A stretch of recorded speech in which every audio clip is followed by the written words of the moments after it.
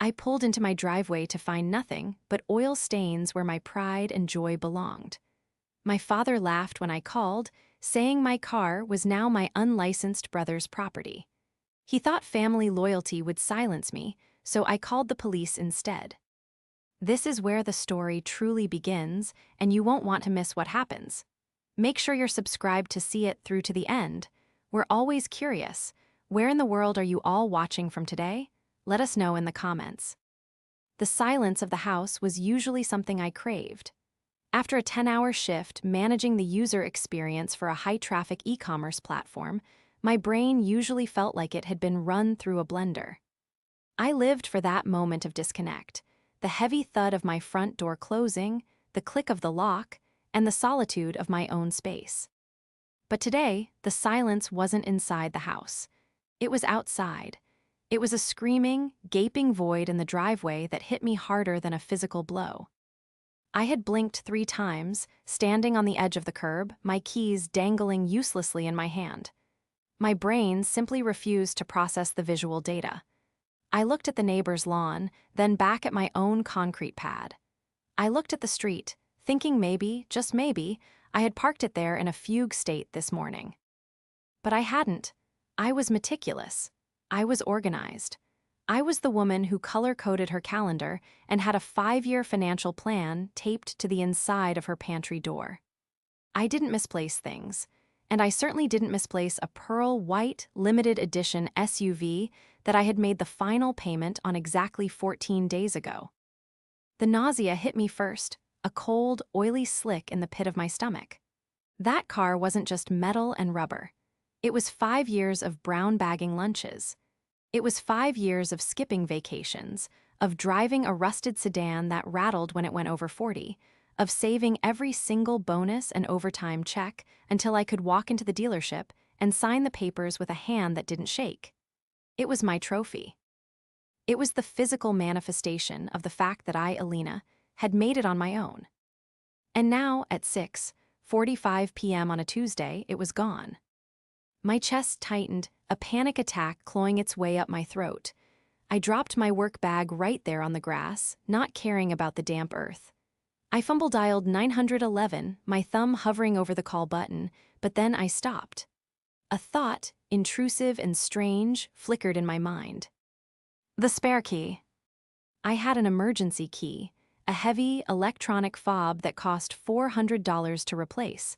I kept it in a fireproof safe in my home office. But 6 months ago, during a particularly bad blizzard, I had given it to my father. Just in case, I had said. If I'm stuck somewhere, or if there's an emergency at the house. I lowered the phone. It couldn't be. The thought felt like a betrayal just to entertain it. My father was difficult, old-fashioned, and stubborn, but he wasn't a thief. He was a man who prided himself on family values and hard work. Still, my hands were trembling so badly I could barely unlock my front door. I rushed inside, the air of the house stale and undisturbed. I went straight to the kitchen counter where I usually tossed my mail. Nothing. No note. No frantic voicemail on the landline I kept just for my parents. I pulled out my cell phone again. My battery was at 12%, blinking red, mirroring the emergency unfolding in my chest.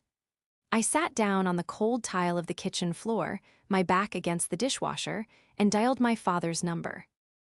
It rang and rang and rang. Usually, he picked up on the second ring. He was retired. His phone was practically glued to his hand as he scrolled through news feeds and fishing forums. Finally, on the last ring before voicemail, the line clicked open. Alina, his voice was loud, surrounded by background noise.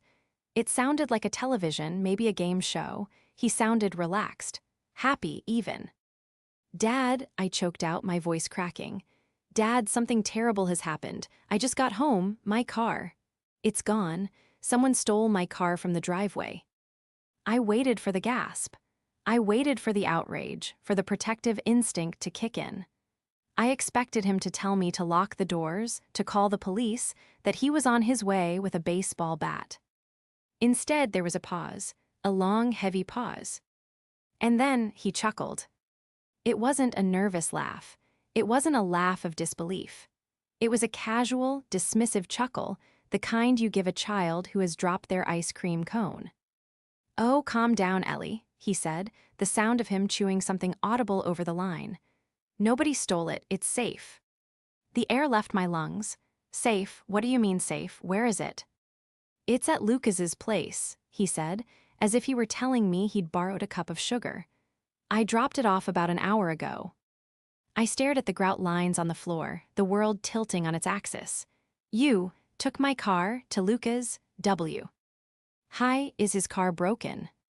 "His car?" Dad scoffed. "Lucas doesn't have a car, you know that, and with the baby coming, he can't be taking the bus everywhere. It's undignified for a man with a family." "I don't understand," I whispered, the shock slowly hardening into something sharp and jagged. "When are you bringing it back?" "Bring it back?" He laughed again, louder this time. "Elena, you're not listening. I gave it to him. He needs a reliable vehicle for my grandson. You're a single woman living alone. You can take the train or get yourself a little compact thing. Lucas needs the space. We're a family and families help each other." The betrayal was worse than the diagnosis of a terminal illness. It was a deliberate, calculated amputation of my life, performed with a smile by the man who was supposed to protect me. For a solid 10 seconds, the only sound in the kitchen was the hum of the refrigerator and the shallow, jagged rhythm of my own breathing. My brain was trying to reject his words like a bad organ transplant. Gave it to him, as if it were an old sweater or a leftover casserole. "You gave it to him," I repeated, my voice barely audible. I stood up, my legs feeling like they were made of water, and gripped the edge of the granite countertop, another thing I had paid for myself to steady myself. "Dad, that is a $60,000 vehicle. I just paid it off 2 weeks ago. You can't just give it away." "Don't talk about money like that, it's unbecoming," he snapped, his tone shifting instantly from dismissive to authoritative. "This is about priorities. Lucas has a baby on the way. His girlfriend, what's her name? Jessica, she needs to get to appointments. What do you need an SUV for? Driving your groceries home? It's selfish, Elena, hoarding a family resource like that." "A family resource?" I shouted, the volume of my voice startling me.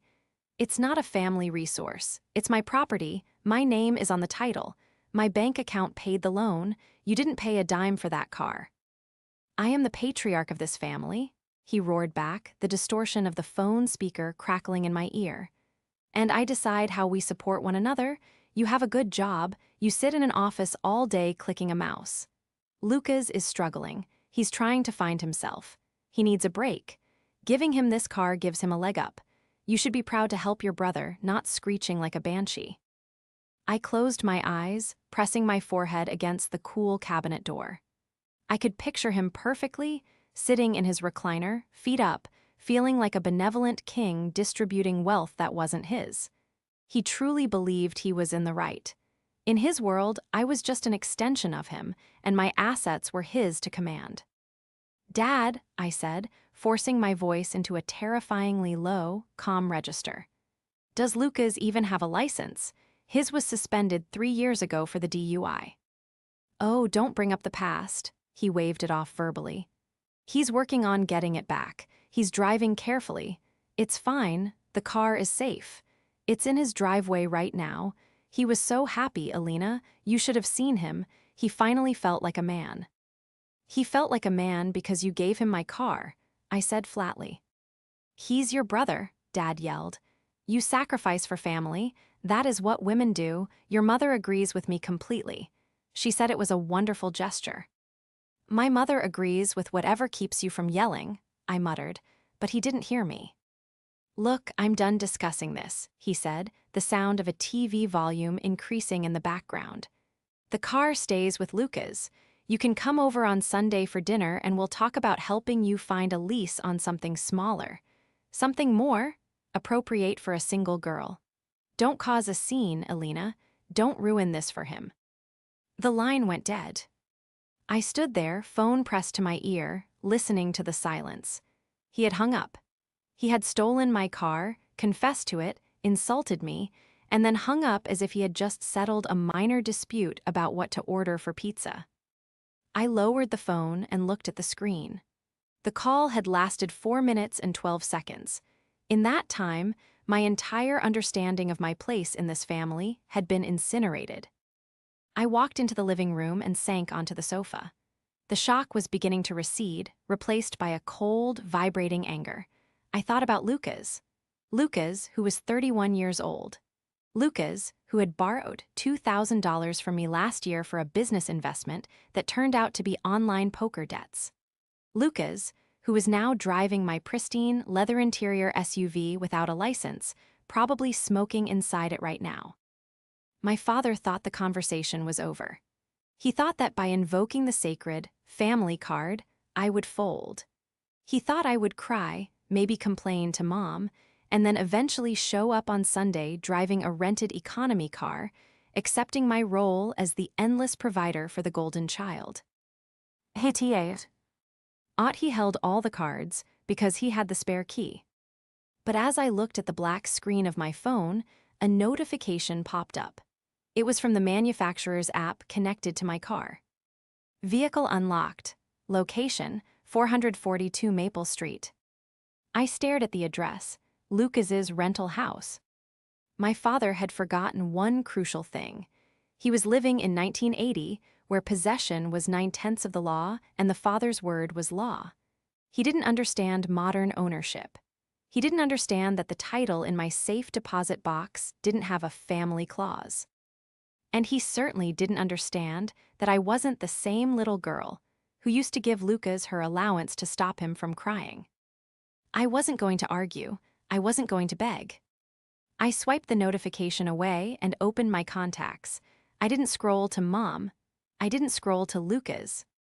I scrolled to the non-emergency line for the city police department. To understand why this betrayal cut so deep, you have to understand the dynamic of the House of Gary. Growing up, there were two distinct sets of rules, one for Lucas and one for me. Lucas was the firstborn, the son, the heir apparent to a throne that didn't exist. He was bright, charming, and utterly allergic to consequences. If Lucas failed a math test, it was because the teacher was incompetent. If Lucas broke a window, it was because the glass was cheap. I, on the other hand, was the utility player. I was expected to be perfect, quiet, and helpful. If I got an A, it was expected. If I got a B, I was lazy. My role was to support the infrastructure that allowed Lucas to shine. This dynamic didn't end in childhood. It metastasized into adulthood. While I worked 2 jobs through college to avoid student loans, Lucas drifted through 3 different universities on my parents' dime, majoring in general studies and minoring in fraternity parties. When I graduated and landed an entry-level job in tech, Dad nodded and asked when I was getting married.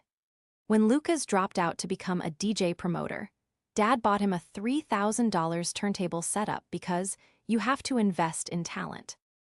For the last 5 years, I had clawed my way up the corporate ladder. I specialized in UX design, user experience.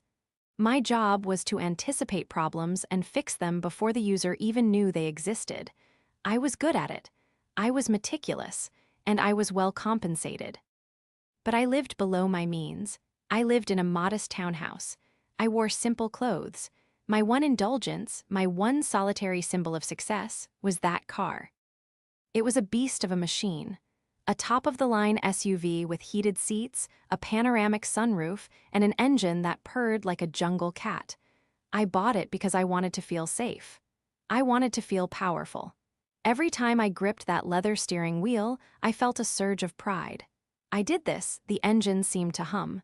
Nobody gave this to me. And now Lucas had it. Lucas, the antagonist of my life story, though he would never see himself that way. He saw himself as a victim of circumstance, a genius waiting for the world to catch up. Currently, his circumstance was a girl named Jessica he'd met at a dive bar 4 months ago. She was pregnant. I had tried to be happy for them. I really had. I bought them a crib. I set up a savings account for the baby. But Lucas didn't want a crib, he wanted cash. He wanted shortcuts. And Dad was the ultimate enabler. Gary, my father, was a man who believed his masculinity was tied to his ability to control the women in his life.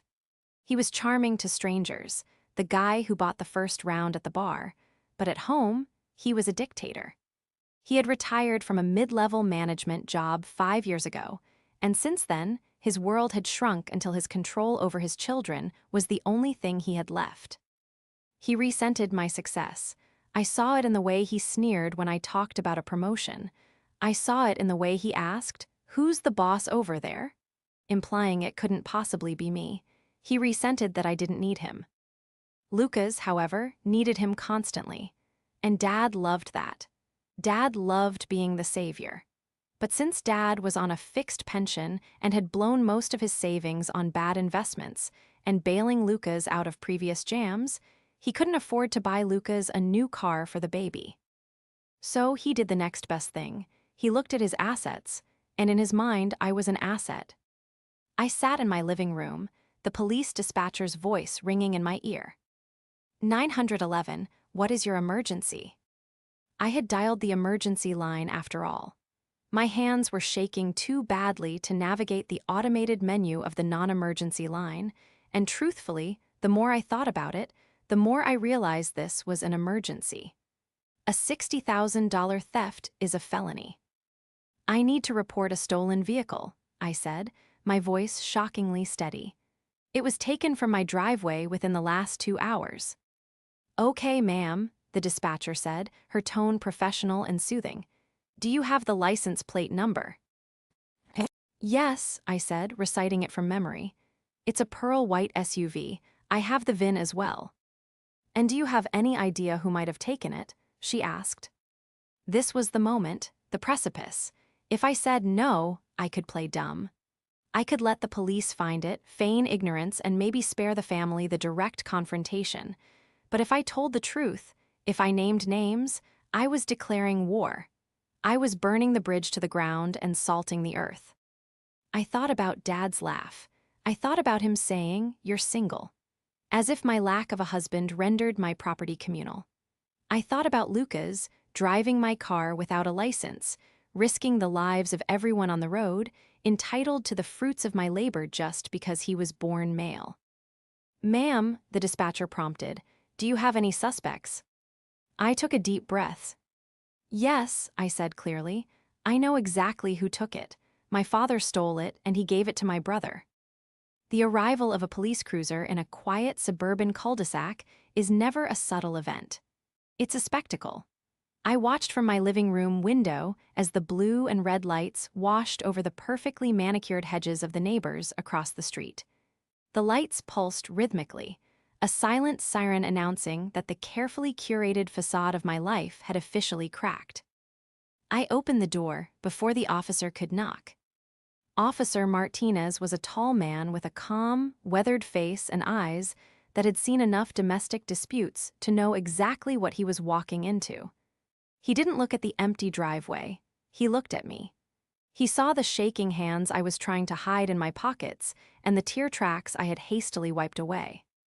Ms. Alina Rossi, he asked, his voice a deep baritone that vibrated in the cool evening air.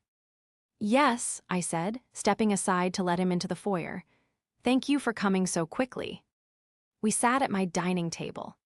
The juxtaposition was jarring. The pristine, modern table where I usually ate my solitary, peaceful dinners, now playing host to a uniform, a gun belt, and a notepad that would record the destruction of my family. The dispatcher said you wanted to report a vehicle stolen by a family member, Martinez said, clicking his pen. He didn't look judgmental, just factual.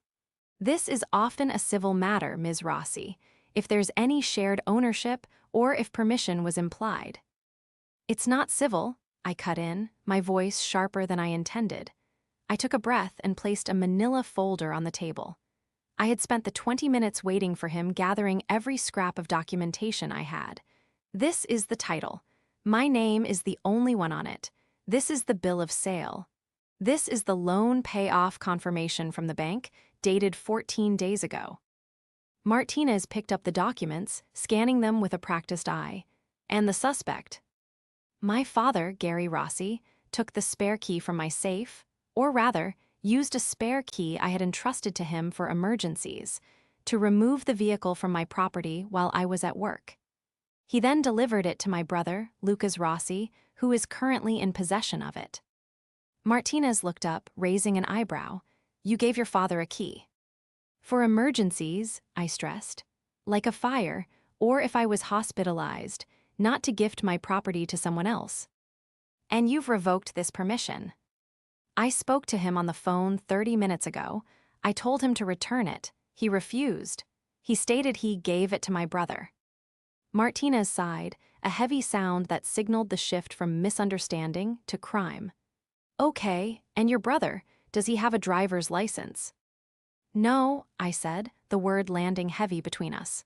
It was suspended 3 years ago for a DUI. He has not reinstated it. Martinez stopped writing. He looked at me, his expression hardening. So, we have a stolen vehicle, being operated by an unlicensed driver who has a prior DUI record. Yes. Ms. Rossi, he said, leaning forward, his tone dropping to a serious, cautionary level. I need you to understand what happens next. If I put this out over the radio and we find him, this isn't a warning situation. This is a felony stop. Grand theft auto is a serious charge. Driving on a suspended license is an arrestable offense. Once this train leaves the station, you can't just call us and say, never mind, because your mom calls you crying. The district attorney picks it up. Are you prepared for that? My stomach twisted. I thought about Sunday dinners. I thought about the baby Lucas was expecting. I thought about the look on my mother's face when she realized what I'd done. Then I thought about my father's laugh. You're single, the dismissal, the absolute erasure of my personhood in favor of my brother's comfort. I looked Martinez in the eye. I want my car back, and I want to file the report. They stole from me. Understood, Martinez said. He stood up. Do you have any way to track the vehicle? Yes, I said, pulling out my phone. My hands were steady now. The decision had been made. The manufacturer has an app. It has real-time GPS. I opened the app. The map loaded, a blue dot pulsating on the screen. I expected to see it at Lucas's rental house, parked and stationary as my father had claimed. But the dot wasn't at the house. It was moving. He's not at home, I said, a fresh wave of anger heating my blood. He's on Route 9. He's doing 70 miles an hour. Martinez looked at the screen over my shoulder. That's the highway. Where is he going? I zoomed out. The trajectory was clear. He wasn't going to the pharmacy for the pregnant girlfriend. He wasn't going to the grocery store. He was heading toward the casino district, 40 minutes south. He's joyriding, I whispered, the realization making me feel sick and vindicated all at once. My father said he needed it for the baby. He's going to the casino. Can you track him continuously? Martinez asked, already reaching for his radio. Yes. Okay, grab your coat, Ms. Rossi. We usually don't do this, but if you can update us on his location in real time, it's safer than a high-speed pursuit. I'm going to have you follow in your own vehicle. Oh, wait. I don't have a vehicle, I reminded him. He has it. Right, Martinez said. Okay, you ride with me. We need to ID the vehicle positively before we initiate a stop. The back of a police cruiser is hard plastic and smells faintly of antiseptic and old sweat. I sat in the front passenger seat, a concession Martinez made since I wasn't a suspect, but the cage separating us from the back was a stark reminder of where my brother was likely heading. He's exiting the highway, I said, my eyes glued to the phone screen. Turning onto River Road. There's a gas station and a liquor store there. I know the spot, Martinez said. He didn't turn on the sirens. We were running silent, a predator stalking prey through the suburban gloom. He's stopped, I said. He's at the liquor store. Of course he was. The irony was so thick I could taste it. My father had preached about the family needs, about the dignity of a man with a child on the way. And that man was currently using my $60,000 SUV to make a beer run before hitting the slots. Okay, Martinez said, pulling the cruiser into the entrance of the strip mall. Stay in the car, Alina. Do not get out until I tell you. We rounded the corner and there it was, my car. It was parked crookedly across two spaces, the pearl-white paint gleaming under the harsh sodium vapor lights of the parking lot. It looked alien in this setting, a diamond in a gutter. And there was Lucas. He was leaning against the driver's side door, laughing. He was wearing a faded hoodie and jeans, a cigarette dangling from his lips, ash falling onto the pristine paint of my door. He was talking to a guy I didn't recognize, pointing at the rims, gesturing grandly as if he were the king of the world. My father wasn't there. Lucas was alone with his friend. Martinez hit the lights. The sudden burst of red and blue shattered the casual atmosphere of the parking lot. Lucas flinched, dropping his cigarette. He squinted at the cruiser, looking more annoyed than afraid. He clearly thought it was a misunderstanding, or maybe he thought he could charm his way out of it like he did with everything else. Martinez stepped out, hand resting near his holster, his voice booming. "Step away from the vehicle. Keep your hands where I can see them." "Whoa, whoa," Lucas raised his hands, a smirk still playing on his lips. "What's the problem, officer? Just grabbing some supplies." "I said step away from the vehicle," Martinez commanded, closing the distance. "Turn around and place your hands on the hood." "This is my car," Lucas protested, though he complied, his body language oozing arrogant defiance. "My dad gave it to me, you can call him." I couldn't stay in the car. I knew Martinez told me to, but the sight of the cigarette ash on my door triggered something primal in me. I opened the door and stepped out into the night air. Lucas turned his head as he heard the second door close. When he saw me, his eyes went wide. "Alina," he sputtered. Then his confusion morphed instantly into rage. "You called the cops. Are you crazy?" "You stole my car, Lucas," I said, my voice trembling not with fear but with adrenaline. "And you don't have a license." "Dad gave it to me," he screamed, struggling as Martinez grabbed his wrist to cuff him. "It's a family car, you selfish B*TCH. Dad said it was mine." "You have the right to remain silent," Martinez intoned, snapping the cuffs shut. The metallic click echoed across the parking lot, a sound of finality that Lucas had clearly never expected to hear. "Call Dad," Lucas was yelling now, thrashing as Martinez marched him toward the cruiser. "Alina, tell him to stop. You're arresting your own brother. For a car? For a stupid car." "It's not just a car," I said, stepping closer. Looking him dead in the eye as Martinez pushed him into the back seat, the hard plastic seat I had avoided. "It's my life, and you're not entitled to it." As Martinez shut the door on Lucas's screaming face, my phone rang. It was Dad. He must have been trying to reach Lucas and gotten no answer. Or maybe Lucas had managed to text him before the cuffs went on.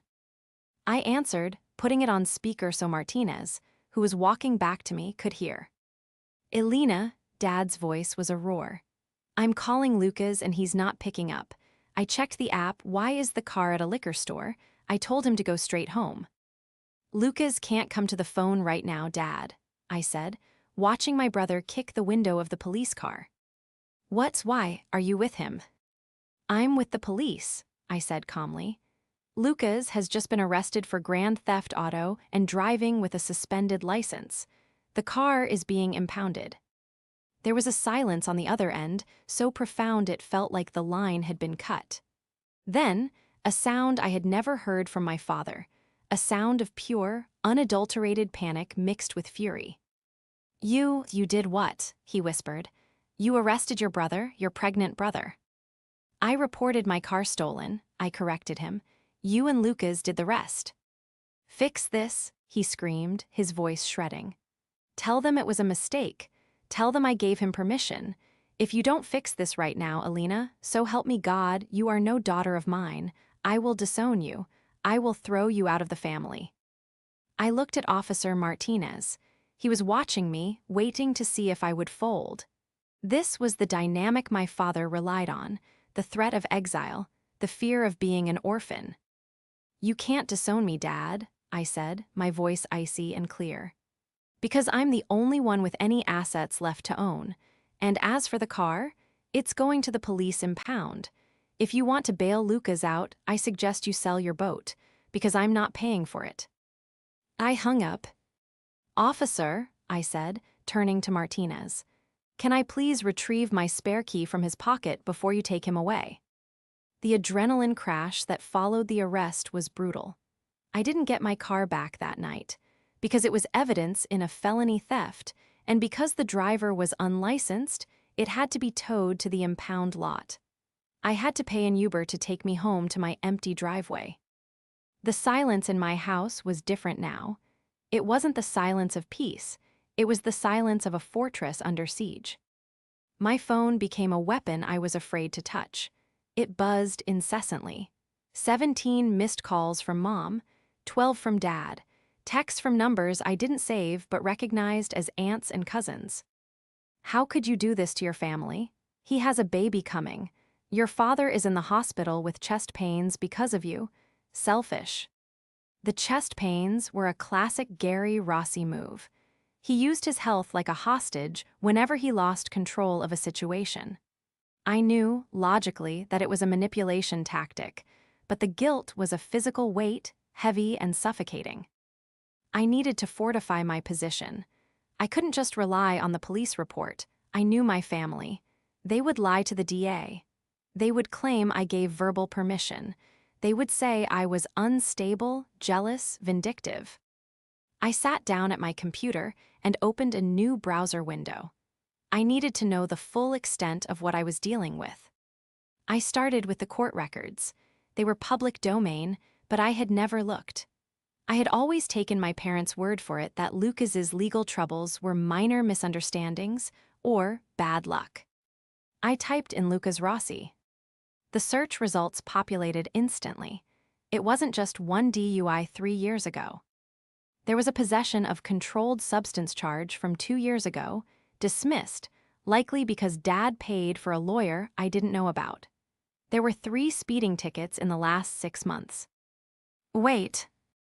3 speeding tickets in the last 6 months. Lucas had no license. How was he getting tickets? I clicked on the docket details. The vehicle listed on the tickets wasn't my car. It was a 2018 sedan, registered to Brenda Rossi, my mother. My blood ran cold. My mother, who claimed to be a neutral peacekeeper, had been letting him drive her car for months. They all knew. They knew he was driving illegally. They knew he was a danger to everyone on the road, and they had enabled it. But then I saw something that made my heart stop. A civil judgment filed 4 weeks ago. State Farm Insurance versus Lucas Rossi. It was a subrogation claim. Lucas had been in an accident, an at-fault accident. The details were sparse, but the amount was staggering, $12,000. I pieced it together. Lucas had crashed Mom's car. That's why he didn't have a car. That's why Dad was so desperate to get him wheels. Mom's car wasn't broken. It was likely totaled or hidden to avoid insurance fraud investigations if he was driving it while excluded from the policy. They weren't just borrowing my car. They were using my clean record and my insured vehicle to plug the hole Lucas had blown in their lives. If he had crashed my car, my insurance would have skyrocketed, or worse, denied the claim because of his suspended license, leaving me on the hook for tens of thousands of dollars. They were willing to bankrupt me to keep him mobile. I printed every page. My printer rhythmically spat out the evidence of their negligence. Then my phone rang again. It was a number I didn't recognize, a local landline. I picked up, thinking it might be the impound lot. Hello. Elena, it was my mother. Her voice was small, trembling, but there was a hardness underneath it I rarely heard. Your father is beside himself. He's taking nitroglycerin. If he's having a heart attack, call 911, Mom, I said, my voice flat. Don't call me. How can you be so cold? She wept. Lucas is in a cell. He's terrified. He called us. He said the police are talking about intent to permanently deprive. He could go to prison, Elena. He should have thought about that before he took my car to a liquor store while driving on a suspended license, I said. He was just blowing off steam, the pressure of the baby. Mom, stop, I cut her off. I know about the accident. The silence on the line was instantaneous. The weeping stopped. I saw the court records, I continued, pressing my advantage. I know he totaled your car last month. I know State Farm is suing him. Did you tell Dad to give him my car because you guys couldn't afford to replace yours? She stammered, we were going to pay you back if anything happened. With what money? I asked ruthlessly. Dad's pension? You just told me Dad is sick. You can't afford a $12,000 judgment, let alone a $60,000 SUV. You have so much, she hissed, the mask finally slipping completely. You have that big job, that big house. You have no husband, no children. What do you need all that money for? Your brother is building a legacy. You're just existing. The words hit me like a physical slap. Just existing. To them, my life, my hard work, my career, my independence was nothing more than a waiting room for a husband who might never come. Until then, I was just a resource silo to be raided for the real family members. I'm not just existing, Mom, I said, my voice shaking with a rage so pure it felt like clarity. I'm the only one in this family who is actually living in reality, and reality is about to hit you all very hard. Drop the charges, she demanded. If you don't drop them by tomorrow morning, don't bother coming to Christmas. Don't bother coming to anything. You'll be dead to us. I can't drop the charges, Mom, I said. The district attorney picks them up. It's out of my hands, but honestly, even if I could, I wouldn't. I hung up before she could reply. I sat in the dark, the stack of court documents in front of me. I had the leverage. I had the truth. But I knew this wasn't over. They would try to ambush me. They would try to force me to recant my statement to the police. I needed to do one more thing. I needed to make sure that when the sun rose, there was absolutely nowhere for them to hide. I picked up my phone and dialed Officer Martinez's direct line on the card he gave me. Officer Martinez, he answered. It's Alina, I said. I found something. It's about why my brother needed the car. And it proves my father knew exactly how dangerous it was to give it to him. I have evidence of a prior undisclosed accident and insurance fraud involving my mother's vehicle. Bring it in tomorrow morning, Martinez said, his tone shifting from dutiful to grim. This just went from a joyride to a conspiracy. The summons came the next morning, not from a court clerk, but from my Aunt Linda. Your mother is distraught, she texted. Family meeting. 6:00 p.m. Dad's house. Be there or don't bother calling yourself a Rossi. It was a trap. I knew it was a trap. They were gathering the tribunal, the extended family of aunts, uncles, and cousins who had spent decades drinking the Kool-Aid of my father's benevolent patriarch act. They wanted to stage an intervention. They wanted to surround me, shame me, and bully me into dropping the charges before the arraignment on Monday. I spent the afternoon preparing. I didn't go to work. I took a personal day to finalize my case. I went to the bank. I stopped by the precinct to get a copy of the preliminary incident report from Officer Martinez. And finally, I stopped at a copy shop and made 5 bound dossiers. When I pulled up to my parents' house, in a rental car, a nondescript gray sedan that felt miserably small, the driveway was full. Aunt Linda's minivan was there, Uncle Mike's truck, and surprisingly, a beat-up Honda Civic I didn't recognize. I walked to the front door, clutching my bag. I didn't knock. I used my key, the one I should have taken back years ago, and stepped into the lion's den. The living room was crowded. My father sat in his recliner like a deposed king, clutching a handkerchief. My mother was on the sofa, flanked by Aunt Linda and my cousin Sarah, looking as if she were at a wake. Uncle Mike was leaning against the fireplace, arms crossed, looking stern. And in the corner, looking small and terrified, was Jessica, Lucas's pregnant girlfriend. The room went silent when I entered. You have some nerve, Aunt Linda spat, breaking the silence. "Walking in here after you put your brother in a cage." "I didn't put him there," I said, my voice steady, though my heart was hammering against my ribs like a trapped bird. "He drove himself there, in my stolen car." "It was a misunderstanding," Dad shouted, sitting up. His face was blotchy, his eyes wild. "I told you, I authorized it. You are humiliating this family over a piece of metal." "Sit down, Dad," I said, walking to the center of the room. I didn't sit. I wanted the height advantage. "We're going to have a talk, a real one, no more secrets. No more golden child mythology."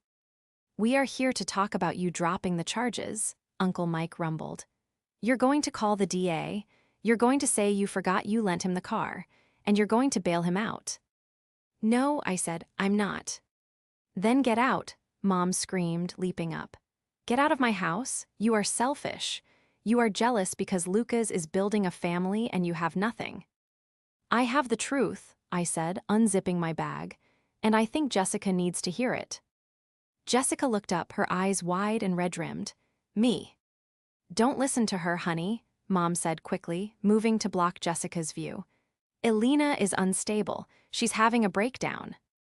"I'm not the one being sued for $12,000, Mom," I said loudly, dropping the first dossier onto the coffee table with a heavy thud.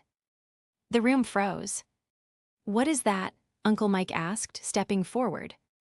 "That," I said, pointing to the documents, "is the lawsuit filed by State Farm Insurance against Lucas Rossi for the accident he caused 4 weeks ago, the accident that totaled Mom's car." I looked at Jessica. "Did they tell you why Lucas doesn't have a car, Jessica? Did they tell you it was because he smashed the last one while driving on a suspended license? Or did they tell you it was in the shop?" Jessica stood up slowly, pushing past my mother. He said the transmission blew." "He lied," I said. I pulled out the second document. "And here is his driving record. 3 speeding tickets in the last 6 months, all in Mom's car, while you were in the passenger seat probably." My father stood up, his face purple. "That is private family business. You have no right." "You made it my business when you stole my car to cover up your financial mess," I yelled back, finally matching his volume. "You want to talk about family? Let's talk about family. You want me to support Lucas? You want me to be the safety net? Well, look at the net, Dad. It's full of holes." I turned to the extended family. Aunt Linda looked confused. Uncle Mike was frowning, picking up the papers. "They are broke," I announced, dropping the bombshell I had discovered that morning. "Dad cashed out his IRA 6 months ago, not to invest, to pay Lucas's gambling debts." "Liar," Dad shrieked, but his voice cracked. "Here are the bank statements," I said, tossing another stack on the table. "You left them in the study, Dad. I made copies. You have less than $5,000 to your name. You can't afford to help Lucas. You can't afford the baby. That's why you took my car.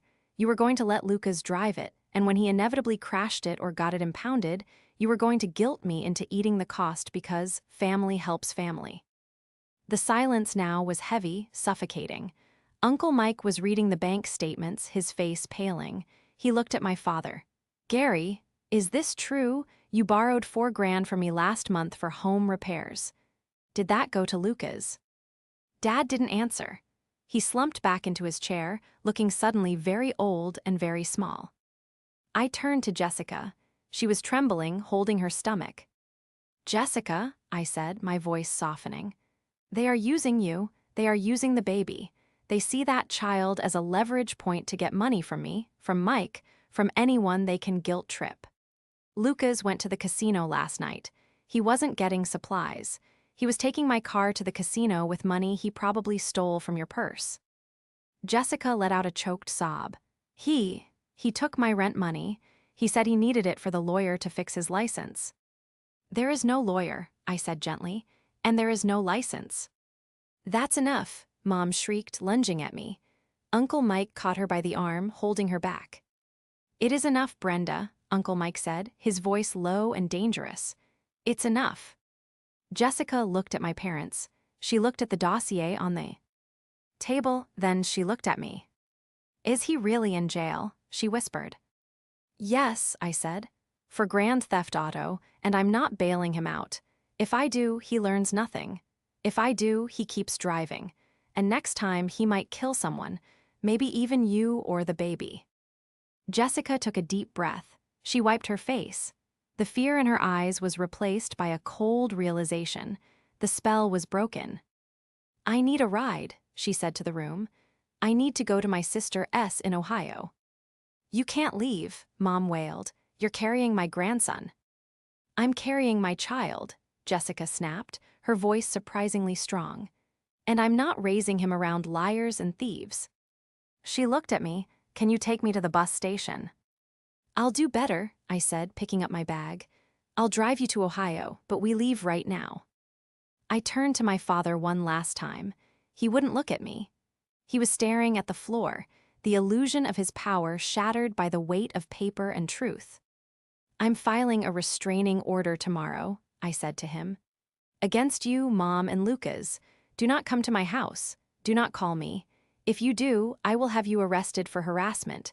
You wanted my assets, you just lost your biggest one.